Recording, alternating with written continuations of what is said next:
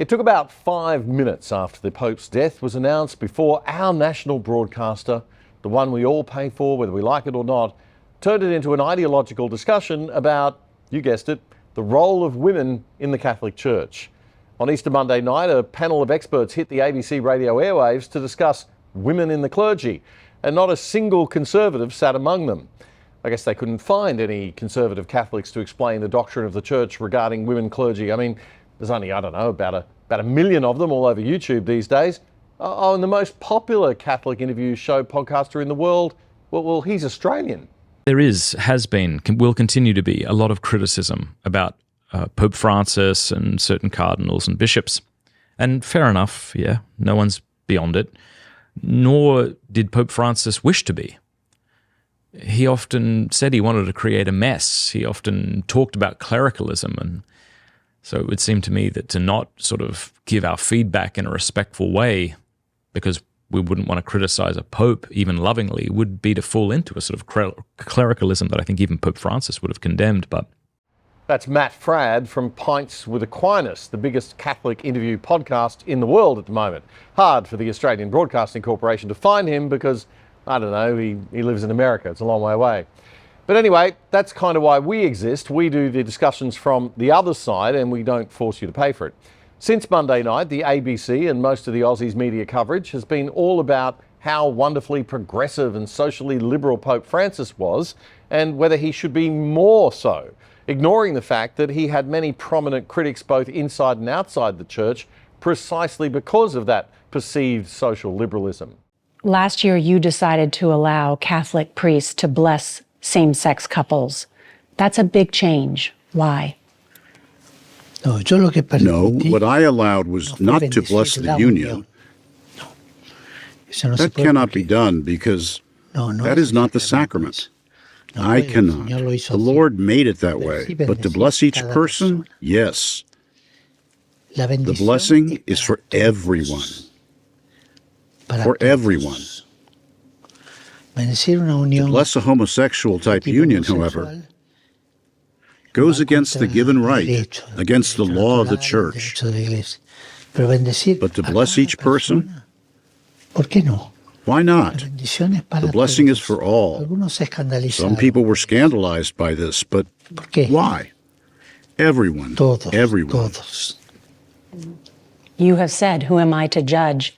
Homosexuality is not a crime. No, it's a human fact. Pope Francis on the US 60 Minutes in May last year.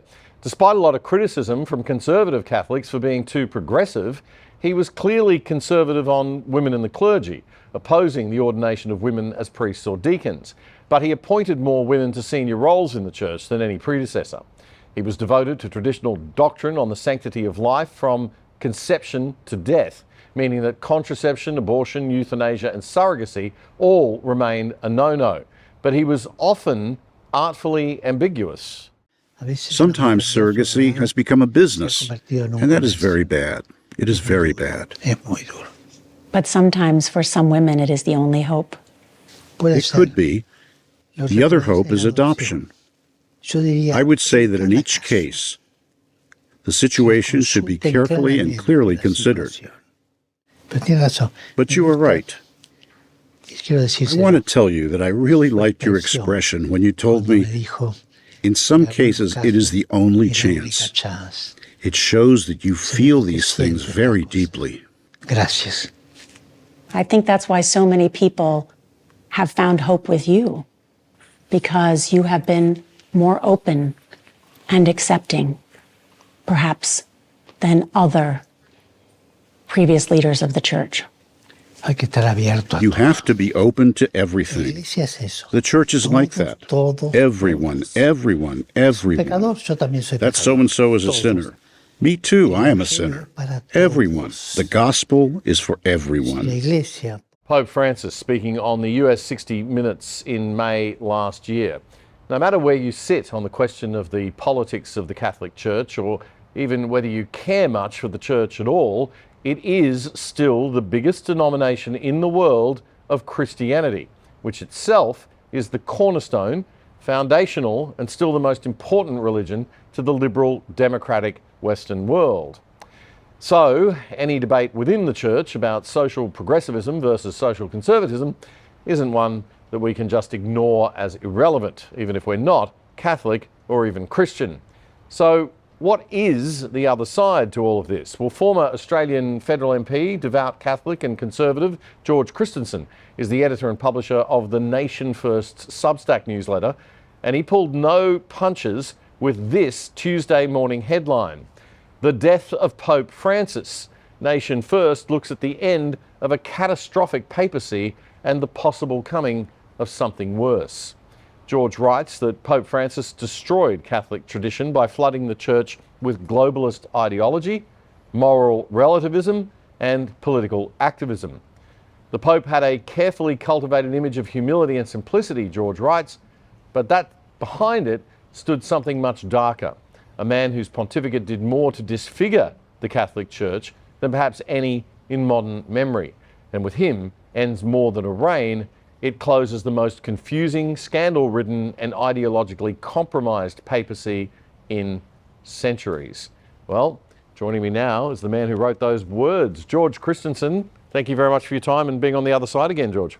Well, thank you very much, Damian. And can I just correct one thing? I am a Catholic, but I'm what you would call an Anglican Catholic, not a Roman Catholic. Okay. There is a distinction, but I'm very, very sympathetic, obviously, to the concerns of traditional Roman Catholics who have suffered long under this papacy that's just ended.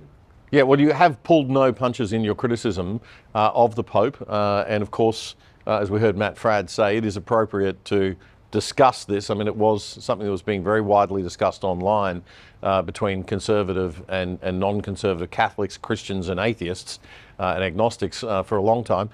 Just give us a summary of what the main criticisms of the Pope have been. Oh, look, you could go no further than to look, in terms of ambiguity, in terms of overturning doctrine, than the document called Fiducia Supplicans, which was reported widely in the mainstream media as the Catholic Church allowing the blessing of same-sex unions. And in that interview there, the Pope, he spoke a little bit of the truth, but he actually muddied the waters somewhat. That document, to say what he said there, he mustn't have read it. Now, I don't believe that he didn't read it, okay? The document actually explicitly talks about the blessing of same-sex couples. It doesn't talk about the blessing of individuals. It talks about the blessing of couples. Now, traditional Catholic teaching, right up until that moment, that document was released about 2 years ago or a year and a half ago. Traditional Catholic teaching would say that the church cannot bless something that is intrinsically disordered, that is a sin. Now, in the eyes of the Roman Catholic Church, homosexual unions are a sin. So you see where the issue is. They put out stuff like that, and I could give you a myriad of more of things like that, from statements that the Pope made on theological matters, to cracking down on traditionalists, to throwaway lines on same-sex marriage, to awarding abortion advocates with papal medals. All of that sort of stuff went on in this papacy. Now, the progressive Catholics, George, would say, and we've heard this all over the ABC, there's been a lot of progressive Catholics getting their say this week, but they would say that, the world has changed, Western civilization has changed, the church has alienated a lot of people over the last couple of decades, or maybe since the 60s, by not keeping a pace with that change, and that's why church numbers are down, and the church needs to be sensible, be reasonable and adjust with the times. Not a position that the conservatives in the Catholic Church hold, obviously.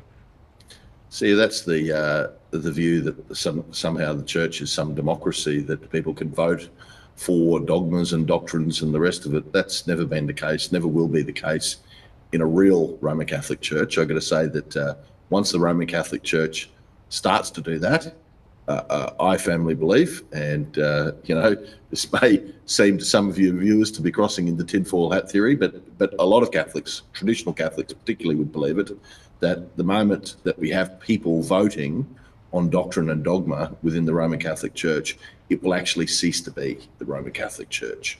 The problem is Francis actually opened up the church to that with this push for what he called synodality. But he knew that he was being so radical in his papacy that he could not go too far. So it would always be 3 steps forward, 2 steps back with Francis. So he opened up this synodality, which will continue on unless the new Pope actually brings it under control, which is all about people voting on matters of doctrine and dogma. And have a look what's happened in the German church, where the laity voted for the church to approve of abortion, where the laity and the clergy voted for same-sex marriage union blessings, actually doing the marriage or a blessing of the civil union, not just what Fiducia Supplicans does, which blesses a couple. We had, wanting to open up the church to gay clergy. All sorts of things happened in Germany that even led the Pope himself, after letting him do all of this, to say, well, we have many fantastic Protestant churches in Germany.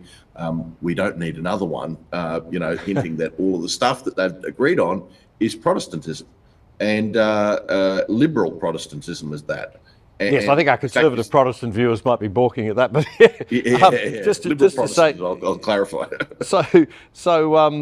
I mean, the other argument, I guess, you could say in favour of sort of the position that he took. I mean, we talk about his ambiguity, but he was the leader of a broad church, broader church even than the Australian Liberal Party.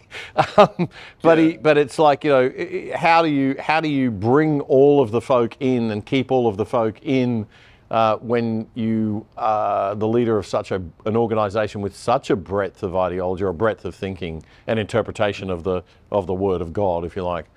Well, let's have a look at the facts that the biggest growth area within the Roman Catholic Church these days is in what they call the trad cat movement, whether it's the Latin Mass guys that and girls that turn up in droves to hear the old Mass that the Pope Francis tried to actually crush and destroy, or whether it's just traditionalist Novus Ordo priests, which means the new Mass, but priests doing it in a very traditional and respectful way, and adhering to all of the old doctrines and dogmas of the church that actually are still in existence. They're not old, they're current.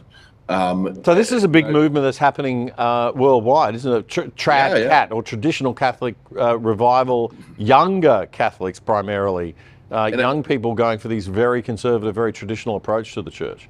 And Why it's do you here in think Australia that's even. Yeah. Because it's true. Because there's an element of truth to it that they don't get from the modern world. And what young people are looking for is the truth. And they don't just want to see the world dressed up in liturgical garb when they walk into a church. And unfortunately, that's what a lot of these progressive Catholics want to do. They want to, take the spirit of the world and actually ritualize it and have that on display every Sunday in the church. Well, people are looking for meaning. They're looking for truth. They're not getting it from the modern world. That's what I believe that traditional style of Catholicism offers. But again, as I say, the criticism of Francis, he went out of his way, not just to criticize those people, calling them, saying that they were in clericalism or that they were rigid Catholics and all the rest of it. He actually stamped out traditional orders. He closed them down. He actually brought out a decree which said that the only way any new priest, after that decree come down, could say the Latin Mass was with the permission of the Vatican, and the Vatican is basically going to always say no under his papacy. So he tried to stamp it out, tried to kill it. And you got to wonder why that being the case. Now, just want to say one thing. It's not for the Pope to be a popular political leader. He's not elected by the faithful. He's just simply not. He is there to do one thing, and that is to protect the dogma, the doctrine, and the teachings of the Catholic Church, otherwise known as the magisterium. He is the protector of all of that. That is his role. And, to say that he needs to open up and be everything to everyone, and that's the way to keep Catholics in the pews. Well, I just told you the traditionalist area is growing. And I can also tell you, when the Catholic Church in Australia here was saying that same-sex marriage, that plebiscite that we had, that people should vote no to it. I looked around in the church when I attended it there, and I could see some people in the pews there that were very ardent advocates for same-sex marriage, still going along to church. They didn't decide that they weren't going because of those views. So there you go. Based on who we've got coming through and the candidates that you've seen to become the new Pope, do you think we'll see a change in direction back to a more conservative church? That's the hope. The hope is that there will be an unambiguous Catholic Church, that there will be a Catholic Church that actually upholds the magisterium and promotes the magisterium, and allows the growth of these traditionalist movements within the church, which have such a strong attraction at the moment, particularly for young people. But look, I think I'm hoping against hope, actually. What's happened is that Francis has appointed the vast majority of new cardinals that will be voting in the conclave coming up.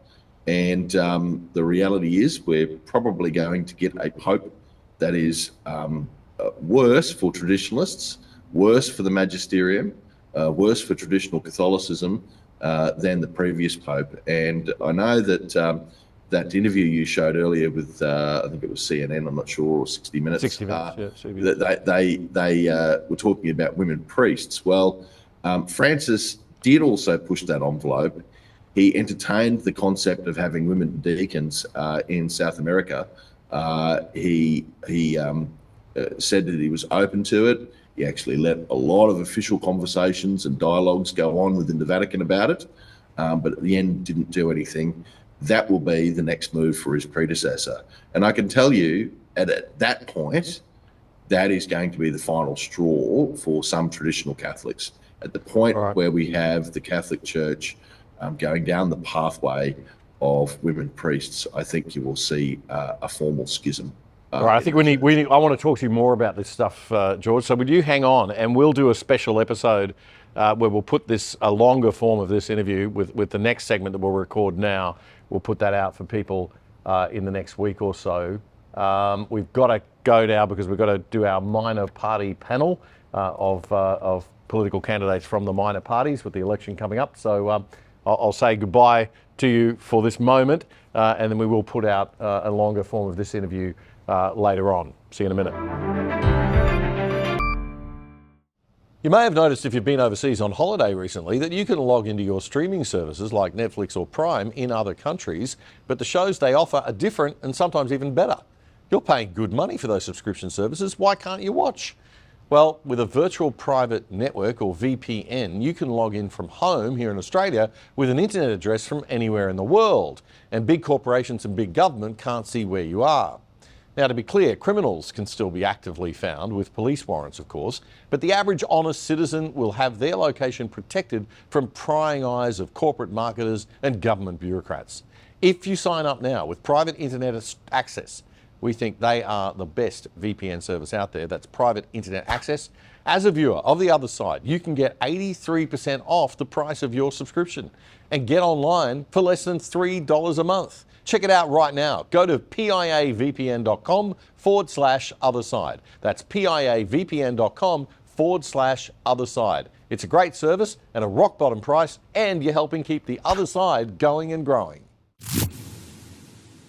That was a segment from a recent episode of our fortnightly news commentary show, The Other Side, with me, Damian Curry. If you liked it, support us. Subscribe to our channel on YouTube right now so you don't miss a thing. It's totally free. Just click that subscribe button and the little bell. And check out our Other Side Unplugged show too, and join our mission to actually do something and change Aussie media for the better at othersidetv.com.au. That's othersidetv.com.au. Check it out now.